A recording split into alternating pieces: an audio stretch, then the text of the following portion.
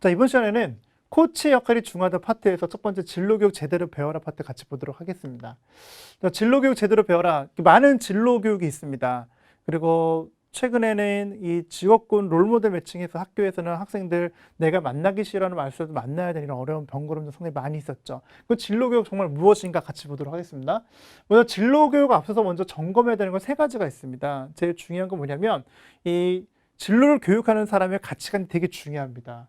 그러니까 이 사람이 갖고 있는 세상을 바라보는 가치관이 무엇이냐에 따라서 아이들한테 그대로 전달되는 경우가 상당히 많이 있죠. 예를 들어서 이 진로교육하는 사람의 가치관이 돈중심 패러다임이에요. 돈중심 패러다임이라면요, 아이들을 진로 지도를 할 때 어떤 식으로 하냐면, 야, 앞으로 미래는 제일 돈 잘 버는 직업이 이거니까 이거 해 라는 형태로 하여튼 제시하는 경우가 상당히 많이 있습니다. 근데 알고 봤더니 그 아이는 삶의 의미와, 그리고 그 아이가 진로 성숙도 낮지만 그 아이가 추구하는 것은 능력을 발휘한다든지 이런 것들이 좀 가중치를 두는 경우가 상당히 많이 있거든요. 근데 갖고 있는 가치관이 다를 경우에 이게 되게 문제가 될 수 있어요. 그렇기 때문에 중립적 태도를 갖는 게 상당히 중요하다는 거 말씀을 드리고 싶고요. 더 중요한 게 학생의 가치관도 중요하죠. 이 친구가 어떤 가치관을 가지고 이 친구가 어떻게 세상을 바라보는지, 그 패러다임이 뭔지, 세계관이 어떻게 있는지를 확인하는 게 되게 중요합니다. 그다음에 세 번째는 뭐냐면 그 친구와 내가 어떤 식으로 대화를 나누고 있는가. 그러니까 내가 학생들을 이 진로진화 코칭을 할 때 어떤 식의 대화를 가지고 리딩을 하는지에 대해서 명확하게 알면서 대화하는 거랑 모르고 대화하는 거랑 엄연한 차이가 있거든요. 여기에 대해서 점검을 좀 해볼 필요가 있습니다. 그래서 이제 진로 교육은 사실 뭐냐면 이 세상의 깊은 필요와 우리 학생의 재능이 만나는 지점을 대화로 찾아가는 과정입니다. 그렇기 때문에 그 과정을 뭘로 찾아가냐면 대화로 찾아가는데 어떤 대화? 예, 코칭 대화라는 것이죠. 그 세상의 깊은 필요라는 건 무엇입니까? 결국은 이제 직업이라는 것 자체가 이 수요와 공급의 원리에 따라서 직업 경제학이라고 하죠. 수요와 공급의 원리에 따라서 생겨나기도 하고 사라지기도 합니다. 그런 과정에서 세상의 깊은 필요라는 것은 그 우리 사회에서 필요라는 것들이 결국 문제점으로 정리가 되죠. 그 문제점들을 해결해 나가는 과정 속에서 직업이 생겨나고 있습니다. 그렇기 때문에 세상의 깊은 필요를 볼 줄 아는 눈이 상당히 중요하죠. 그래서 제가 한 친구는 이 LG전자 다녔던 한 친구가 있는데요. 이 친구가 눈에 들어오는 세상의 필요라는 건 무엇이냐면 이 NGO 기구에서 우리나라 아동들의 그 빈곤율에 대해서 경험하게 됩니다. 회사에서 이제 봉사 나가다가 그게 너무 마음속에 의미로 담겨져 있는 거죠. 이제 30대 중반 정도 됐을 때 내가 정말 이 앞으로 40대로 살아갈 때 어떤 방식으로 살아가는 게 필요할까?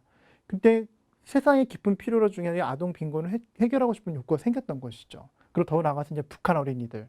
그 생각도 이제 모 기관 이제 컴패션이라는 단체에 관심을 갖기 시작을 합니다. 그래서 이직을 할까 이제 고민하는 것이죠. 그래서 이런 것들 창이 이제 눈이 열릴 수밖에 없는 것은 세상의 깊은 필요를 볼 수 있는 눈이 있었기 때문에 그렇습니다. 그렇기 때문에 이 코치로서 제일 중요한 것은 세상의 깊은 필요가 무엇인지를 확인하는 게 되게 중요하다는 걸 다시 말씀을 드리고, 더 중요한 건 이제 재능이에요.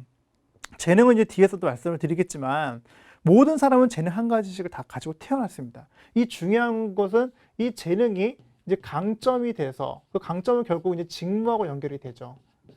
그래서 재능이 강점이 돼서 실제로 직업하고 어떻게 연결시킬 수 있는 부분. 결국 이제 이 재능이 강점이 되려면 이제 결국 이제 훈련이 필요합니다. 그 충분한 훈련 시간을 통해 가지고 재능이 단련돼서 강점이 되는 것인데, 그런 일련의 총체적인 관점이 진로 교육이라는 것이죠.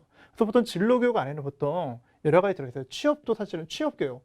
그러니까 청소년들 취업 교육도 진로 교육에 들어가거든요. 여기에 진학도 들어갑니다.